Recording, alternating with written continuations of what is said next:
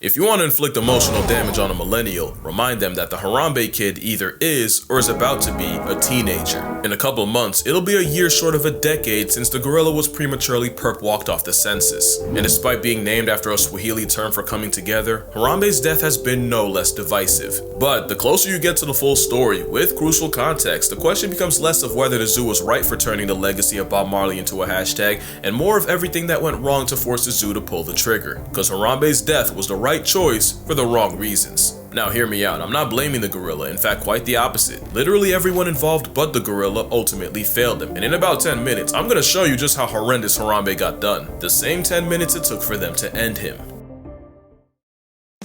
Flashback to 2016. Eggs were $1.68, a light skin in Under Armours was no-scoping entire teams, and Kanye was still Kanye. But he made graduate, all was good, until a 3-year-old canon event changed the course of mankind. On May 28, 2016, a mother took 4 children to the Cincinnati Zoo and got to the gorilla world habitat when the youngest boy said he wanted to go swimming with the gorillas. She went back and forth with him and then turned around to start putting kids in strollers when she heard a splash, followed by immediate screaming. Like any other human, she went to the railing, and that's when her mind took an indelible screenshot when she realized, Cincinnati 911. Hi, my son fell in the zoo exhibit at the gorillas. There's a male gorilla standing over him. I need someone to contact the zoo, please. He's dragging my son. I can't watch this. In an unfortunate case of free will, the 3-year-old climbed the 3-foot fence, army crawled through 4 feet of bush, and before anyone could grab him and save the timeline, he fell 15 feet straight into the gorilla mode, where he was confronted by 450 pounds of adult primate. Harambe didn't seem especially aggressive, but watching him ragdoll the toddler likely took years off his mother's life. No one could say what was going through the gorilla's mind at the time, but we know what went last. Because at about 4:10 p.m., about 10 minutes after the boy fell in, a member of the Cincinnati Zoo Dangerous Animal Response Team life-retired Harambe with a bullet to the head. And life as we knew it was never the same. The slain simian was mourned by millions and memed by even more, to the point where there are people who use their right to vote on the corpse of a Kennedy gorilla, and that is the most political statement that will ever come out of this channel. But before we can judge what had to be an impossible decision, it's only fair to look at every angle, starting with the nature of gorillas. Gorillas aren't the menaces to society and skyscrapers we thought they were. Male gorillas are way more child-friendly than the average orang and chimpanzee. It's been said that the males that babysit more are considered more attractive to a tribe of hairy women. That's how they got their name.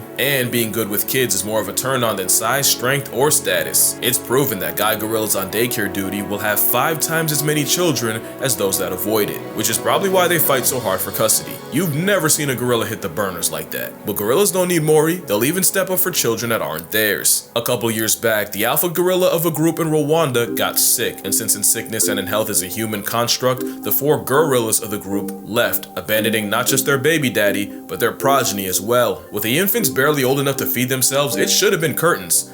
But this story had a plot twist. The sick male had a brother, Kubaha, and Unc stepped up and looked after them. They'd sleep in his nest, treat him like a literal jungle gym, and he single-handedly kept the next generation up. And Kubaha wasn't an anomaly. In 53 years of gorilla research, it's proven that orphan mountain gorillas that lose their mothers early on don't have a greater risk of becoming a statistic because the males will often step in. Not only did a different study show the exact opposite happens to baby chimps, monkeys, and baboons that get the Bambi treatment, even if they do survive, they inherit 0 social rank and virtually no chance at having children. It's the same story for animals like elephants, orcas, and hyenas. Being motherless is social cyanide, but not gorillas. Having 1 mom short of a full house, oof, has 0 effect on their social status, and it's believed that since mama gorillas often dip out before their babies mature, the males have evolved to cushion the blow. Plus with chimpanzees murking monkeys, bush babies, that's a bush baby, and even doikers for food, and even the good vibes tree hippie known to turn lorises into lunch meat, gorillas pretty much being knuckle-walking lawnmowers probably doesn't hurt Harambe's case. Gorillas go out of their way to avoid conflict, and you really won't see them beating on something weaker than they are, unless they did something to deserve it.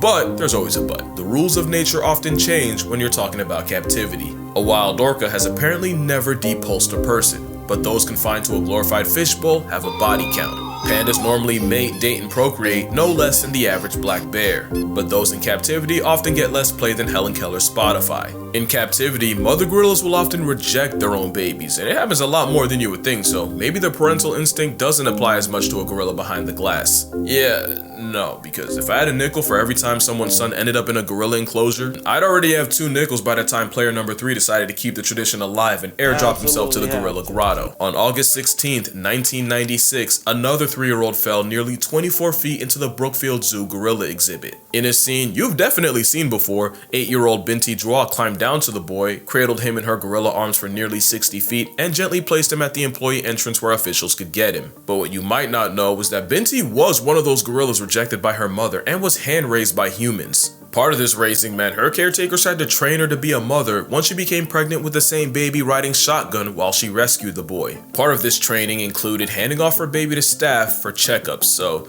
there was low-key an argument as to whether this was an actual gorilla guardian angel or just an animal doing what it had been trained. Well, almost a decade earlier in 1986, 5-year-old Levin Merritt followed the same script, falling into the gorilla pit and knocking himself all the way out. And 25-year-old Yumbo stood protectively over the boy, gatekeeping any other gorilla from him, and when the child regained consciousness and cried out, instead of matching his energy, the silverback calmly led his family to a small hut on the other side of the enclosure. But unlike Binti, Yumbo wasn't human-raised or trained in child care. This was actual gorilla free will that looked after the injured kid. So now you might be confused, because if you were on the fence on the Harambe happening, hearing about their social psychology and the gorilla history lesson would have surely kicked you onto the Harambe side. Well, every gorilla is different, so let's talk about the story of Harambe.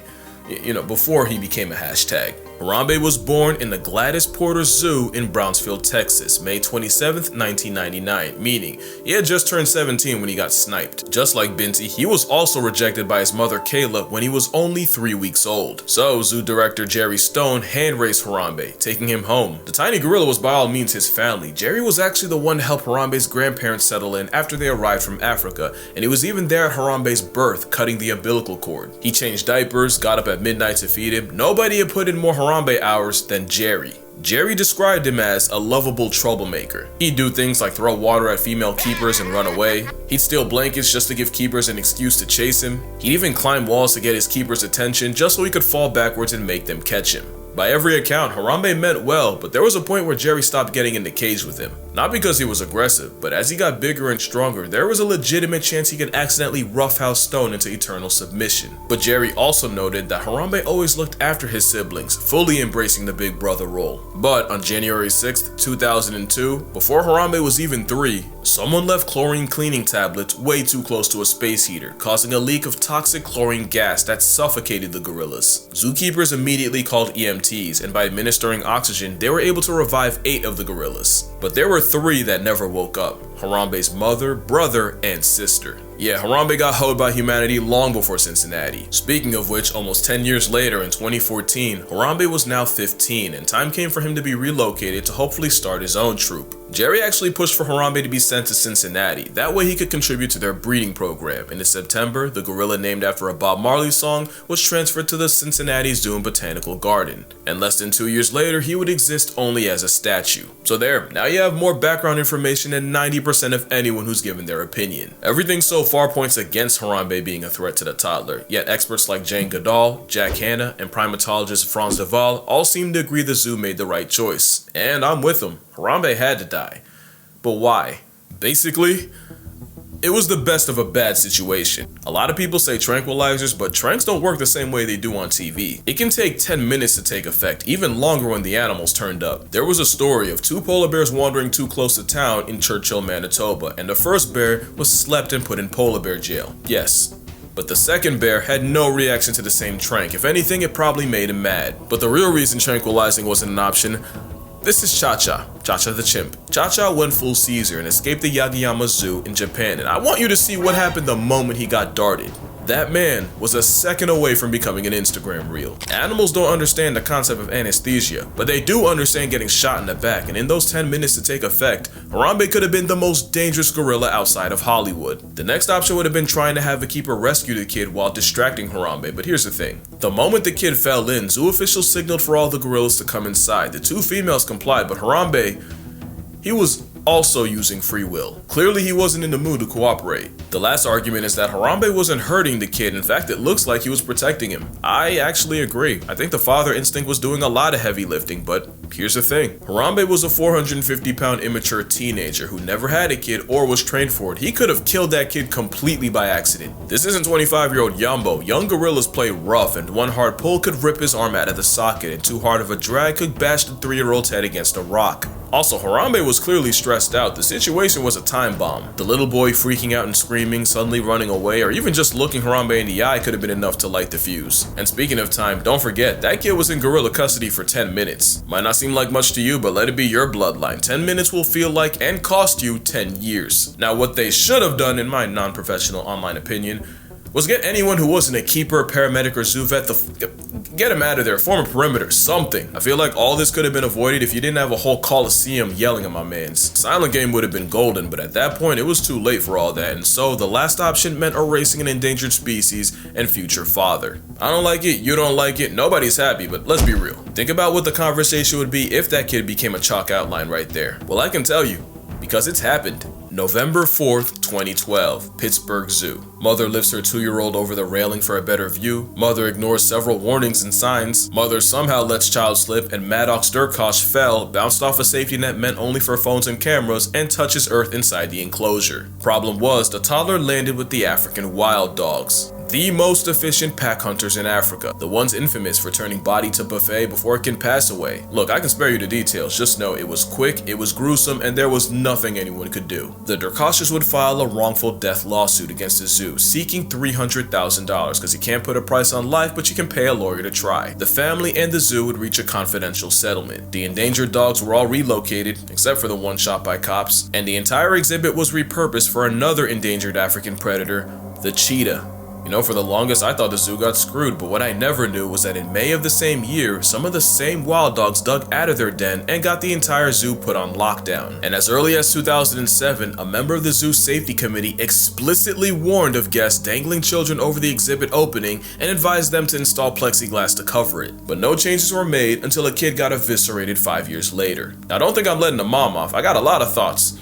And they're all explicit, but the zoo was liable and negligent, and it cost them and the dogs, even though common sense would have saved the day. But common sense would have been a godsend on Christmas Day 2007, San Francisco Zoo. Look, we've all heard the story of Tatiana the venge-lusting tiger, so here's what we know. 3 guys, 17-year-old Carlos Sousa Jr. and the 19 and 23-year-old Dhaliwal brothers taunted a Siberian tiger. Pine cones and sticks were likely thrown at the tiger. The brothers' father admitted that the boys were drunk. Tatiana escaped, murked Sousa, and mauled the brothers until she was eventually shot by cops. And the Dhaliwal family settled a suit against the zoo for $900,000, and the Sousa family settled a wrongful death suit for an undisclosed amount. And both brothers would use their second chance at life to get into several run-ins with the law, one including a drunken fight with police, and the younger brother would pass away in 2012 due to unknown causes. By every metric, they f***ed around and found out, and the 2 that lived came up almost $1 million off it. But 2 things can be true. The zoo screwed up bad because days after the attack, they said the moat Tatiana had escaped from was at least 20 feet tall. Turns out it was 12 and a half, a full 4 feet lower than federal safety standards. And if you know tigers, that is one f*** of an oopsie.